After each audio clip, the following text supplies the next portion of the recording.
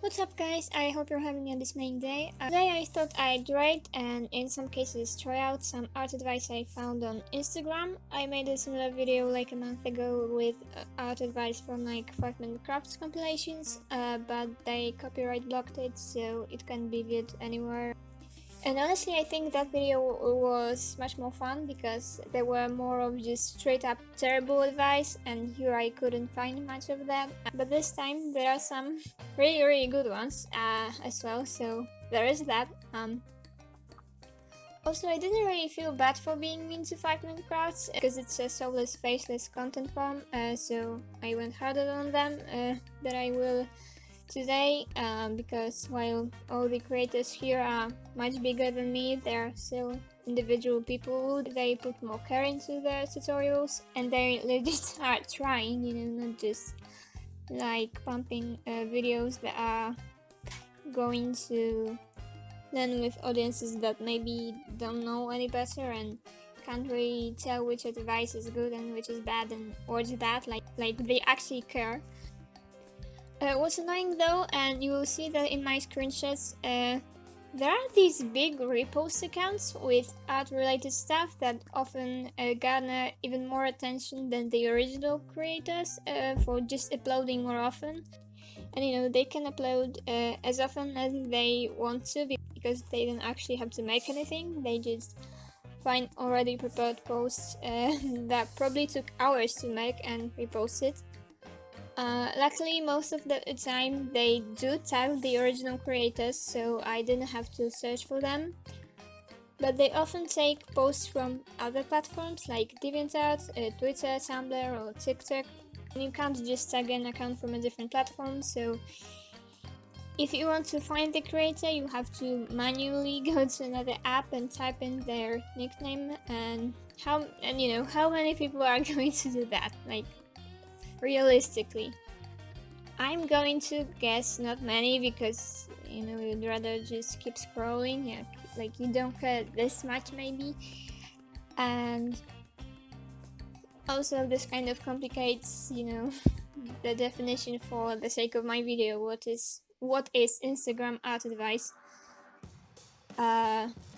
if half of it is just re-uploaded from other sites? So I decided that I'm just going to look at the things that Instagram was created for, which is pictures. I'm not going to review videos, and yeah, I guess that's my rule here. I'm looking at this from a perspective of someone who makes semi-realistic art and knows a thing or two about realistic art, and I think a lot of art advice comes from the assumption that realistic equals good. I can't really pinpoint why that is in this video. I think that's a whole another topic. And it may be not as apparent here. Once again, the 5 Minute Crafts video illustrated that way better, but I can't show you that. It's so annoying too because I didn't do anything wrong. My video wasn't illegal, it didn't break YouTube's terms of service. I just used short clips from 5 Minute Crafts dispersed through my video with my commentary on everything they show, which is allowed, but it just got automatically taken down. I could theoretically refute this, but from what I understand, it would just send my video to the copyright owner, not some official YouTube staff that actually cares about the creators, just the copyright owner that I was saying mean things about in my video. And if they decided my video broke their copyright, they could just delete my whole channel without any YouTube official checking on whether they're right, which is bullshit, and I'm not going to risk my channel to do that. I like my channel. And yeah, I prepared all the tips before I started drawing my video to be in the background so that I can include at least a few of these tutorials that looked promising in the artwork. But anyway, let's get to the advice.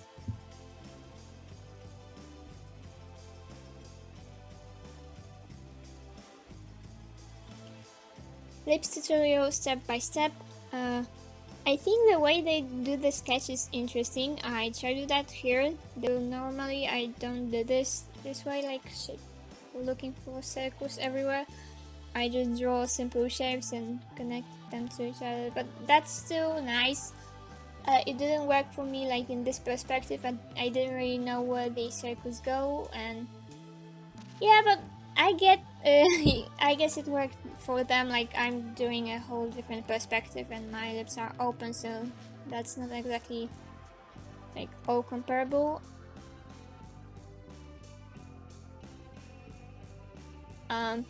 Next they filled that in a flat color and started some very basic shading. That's good. That's basically how we do stuff with digital art all the time. And they lost me here, kind of, like, not necessarily, not fully. I think the person in the picture needs some chapstick. If that looks good to the creator, that's fine, and like, if you look at their art, it does look good. It just looks weird when it's this closed up, and yeah, on this one particular image, like in the tutorial. But the advice works, like, the advice is good, like, yeah, that's what you're supposed to do. Yes, it's time to add the creases. If you want to have visible creases on your lips, it just seems like they added maybe too much, or I think that or maybe they're like too dark. I don't know. As I've said, it works good on their portraits. Maybe they just when they were drawing it so zoomed in, they got a little carried away. I think here the best you can do is look at your reference and how prominent these lines are there. Or if you're not using that, just think about what you need, because most of the times it won't be that many creases, or if it really is that many, then maybe they're not as deep. So maybe if you're drawing that on a separate layer, which I would recommend you do, just lower the opacity or play a bit with layer modes and find what fits. Do what you need to do, what you feel is right. There's nothing universal when it comes to this, and most art advice isn't universal, so don't stick too closely to anything, but yeah, it does look great on their other images. I'm not sure why it would put me off here, but next they added a ton of highlights and details, and I think the last step is adding one more layer, putting it on overlay and airbrushing a bit of pink on top to make everything more vibrant. This part is good. And also like adding some highlights here and there, like around the lips, just to sculpt everything so it looks more like three-dimensional. This part is all good. I guess I'll give this tutorial a 7.5 out of 10 because the advice is really good, but the example given, I don't know. If you want to make that, go for it. I don't personally like it as an advice, but I looked at the creators' art and it looks really good there. Their art is clearly really good, and this fits their art style. It's just not for me. Yeah, the tutorial overall is good.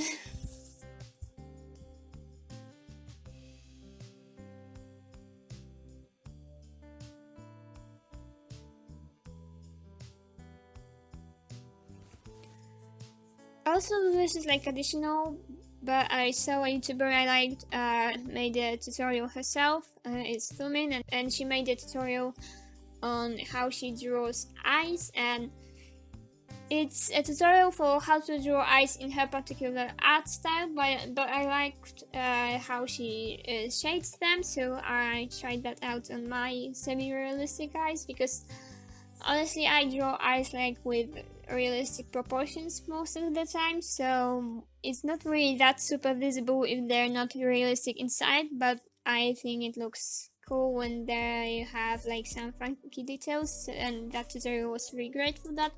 I'm not going to show it like step by step because she has a whole video on that and it would take me so long, but yeah, it's a really great video. I think you should go check it out. It worked really well for me, so yeah. I'm happy 10 out of 10. This method for eyes and eyebrows is genius. Maybe it is and I'm just dumb, but I don't understand what the method is. Like just drawing like a superhero mask around your eyes? How do I map that out? Like the drawings attached look good, but that's all there is here, and I just don't understand how they're doing that. Like, what's the rule, you know? And it's one of these like repost accounts. So I went and checked the account they credited, and it only has 13 posts, but it has almost 2,000 followers, and none of these posts are this thing. I was actually suspicious if this isn't another repost account, but I reverse searched some of these images and eventually found the creator on Tumblr and Twitter, and they seem to be doing well on there. The Instagram account has been abandoned since 2018, so maybe the followers came from another platform, but the artists decided they're not interested in having an Instagram account. I don't know, I'm not doing a further investigation into that, but I'm not quite convinced this tutorial was made by them. I'm not sure. Their accounts are all in Japanese, and I reverse searched this image too, and I found a few versions of it in Japanese, and they were signed Bobby Pontius, but then when I checked his socials, I didn't find this image either. I don't know, maybe I could keep on searching, but I'm not sure what's the point. This is why we don't like reposters. I've spent like 20 minutes and still don't understand who made that and what they meant. And when it comes to the advice itself, I'm sorry, 1 out of 10. I'm sorry, it looks really good, but I just don't understand what does this mean. Like, maybe the original creator explained more in captions, but for what I have here, it doesn't help me whatsoever. I don't know what the advice is. I'm sorry. How to draw a man in a dress. Exactly, well said. 10 out of 10. I don't think my commentary is needed here. This tutorial comes from the person who made the lips one, and honestly I love it. We're making a gem. First you do your sketch, then you fill out half the shape of your gem with like lines coming out of its center. I know Clip Studio Paint has a tool that can do this automatically, but I wanted to add more colors, and also like the tool makes it not connected in the center, and yeah, their version is prettier than mine, and like more exact, because I'm lazy and because like because I'm lazy. I didn't care about connecting it in this center. I figured like nobody will see that. Sorry. Then on another layer, you add a bunch of like very sharp triangles or like sharp lines crossing each other, and you set that layer opacity a bit lower and mirror these parts so you have your whole gem covered in this. Then you add a bunch of specks of light where you think fits, like I guess it's where you think fits. They didn't specify, so I just did it in like random places. Then you draw the top part of your gem and shade it nicely so that all the edges are nice and sharp and visible. They used an airbrush a lot here, I can see, and like I did mine with a few more colors just because I like everything to be super colorful. They did there in more simple way. And then you just combine all the parts by using the right layer settings, and ta-da! A beautiful gem. I love this tutorial. That's what I came here for. Honestly, I couldn't have made that myself like without a tutorial. Like that is 100 out of 10. I'm in love. This is wonderful. I could look at my little gem. It's not as pretty as theirs, but I'm so proud of myself. Honestly, I don't know what to think about this one, because yeah, the correct version is more anatomically correct. But I've seen people drawing proportions like on the first one quite a few times, and I'm pretty sure that's all stylistic choices. I don't know. I'm not a big fan of this type of advice. They're not wrong for saying what the correct anatomy is, but I feel like people know that human faces don't look like that.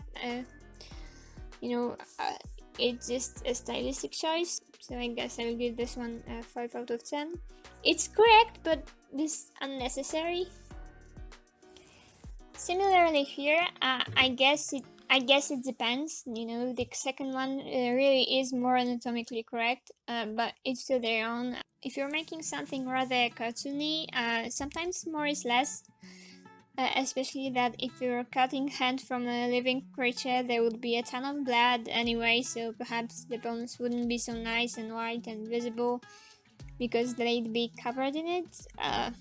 Overall, this makes sense, so I don't know. 8 out of 10, because probably lots of people wouldn't think about like adding the second bone. You can't really feel it unless you're searching for it, like knowing there's supposed to be 2 bones in your hand. You just feel like one hard thing if you're not moving it. So yeah, I guess it's worth to remember for realistic and semi-realistic art, but for cartoony art, like, do what feels right and what fits your style, and what amount of details you want to have there. I don't like this one. I'm not sure if it was supposed to be advice because it's a repost from someone's DeviantArt and I don't really want to look it up, but first of all, I don't like the label normal. It implies that there is something wrong with the bodies that are deemed not normal, and that's a whole conversation I don't want to have. Second, if I was trying to show a range of bodies from least to most muscular, maybe I would want to name the middle one average, but this is far from average. That's already super muscular, and the third one isn't just strong, that's just straight up a superhero. All of these drawings are really good, don't get me wrong, but the labels are just not it. Like, they could call them maybe lean, strong, and super strong. That would make more sense. Also, it would be cool to see some other body types too, like maybe a plus size one or a muscular but with higher body fat percentage. Though that's totally up to the creator. I don't think we should pressure artists about what body types they draw in general. That's entirely their choice. I just think it would look cool on a chart like this one. Also, there is no advice here really. It's just someone's drawing process, but I'm not sure if the original creator intended for it to be advice. The repost account used hashtags like #artadvice, #arttips, #arthelp, #how to draw, though, which is how I found this post. So if it wasn't supposed to be advice, blame the repost account for me judging it like it was. Sorry, not sorry, like 2 out of 10. The drawings are really good, but there is no advice and the captions are stupid. So there is that. Yes, the 4 sexes: female, male, youth, and villain. Honestly, I would be able to draw cute girls or more androgynous characters with all 6 of these face shapes, but in general, I guess this could work. Like, the man square, woman round rule is quite popular and I see why, but I don't know, you can totally make a more square and sharp feminine character and a more round masculine character. It's not a be-all and all type of thing. I'm not going to say that the face shape has no effect on how your character is presenting and how it's going to be perceived, but what I will say is do what you think will look best for you. People come in all shapes and sizes. I guess I'll give this one a 5 out of 10. It's not like it doesn't work. Like if you want to have a character that looks like one of these categories and we want to like make it look more like that quickly, like sure, use it. It's just not that simple, there's much more factors to it. Super fast lighting hack. Step 1. Add a purple shadow on a new layer. Step 2. Blur it. Step 3. Set a layer mode to overlay. Step 1. Add a peach light on a new layer. Step 2. Blur it. Step 3. Set layer mode to overlay. Adjust opacity as needed. So I don't think this advice is super great for realism. However, I still do that a lot. Not just for the sake of lighting, but also to make stuff more unified, because I always have a lot of bright contrast in colors close to each other, and thanks to this, the elements look like they're actually in one lighting. I don't know how to explain that.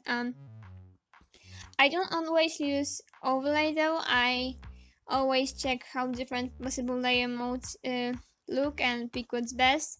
I often just end up lowering the opacity on a regular mode, and that works for me. Also, instead of peach, I tend to do yellow. I just like yellow. Once again, I'm not quite convinced this will be good for realistic pieces, but for semi-realism like mine, it works well. You can also just test out different colors, like maybe blue instead of purple would be cool. I don't know. I'll give this one 9 out of 10. It's good, I use it a lot. Electricity tutorial. First, use a dark background for better results. I tried, okay, my background is in black, but I did go for a non-neon color, so congratulations to me. I didn't want to have dark background just because I don't know, I just didn't see it fit. But it's dark enough for it to be visible, okay? With a white pencil, draw the lines. You can adjust them depending on mode/style of the drawing, or look at references for more realism. One thing that helped me here was that my hands are already quite shaky, so I just, let the shakiness do my work here. And then just went over some lines and added some bits, and yeah. Try different shapes for supernatural effects. You can see I'm doing a sort of spiral thingy, because yeah, it's magic electricity, not just regular electricity. That's important. On a layer under the lines, draw with an airbrush or lower the flow and opacity of your current brush. I used the Korean brush, sorry, I just thought it would look cool. On a layer under your first glow, add a bit of color. It has to be more large and diffuse than the previous layer. Use a soft light or overlay blending mode. Sure, here it is, it's yellow. And I think I changed the layer settings. I'm sorry, I was just playing with it and once again just searching what looks best, sorry. Lightning bolts are very bright, they create multiple consecutive flashes. Make sure the shadows and lights have a strong contrast. So I went and added one more layer for lighting, like the same way I did with the peach layer, just going over the whole drawing and adding some lights where I think my lightning would shed more light, which meant like rim lights, and in some places like around the edges, and yeah. And you're done. You can now create electrifying artworks. Yeah, I really like this one. It's very simple, but the effects are super nice. 10 out of 10. This one is good. I never really thought about this before, but you can easily try this even like right now by just bending your fingers and observing your other fingers changing their position too. Nice, like I never noticed, but yeah, they do that. 10 out of 10.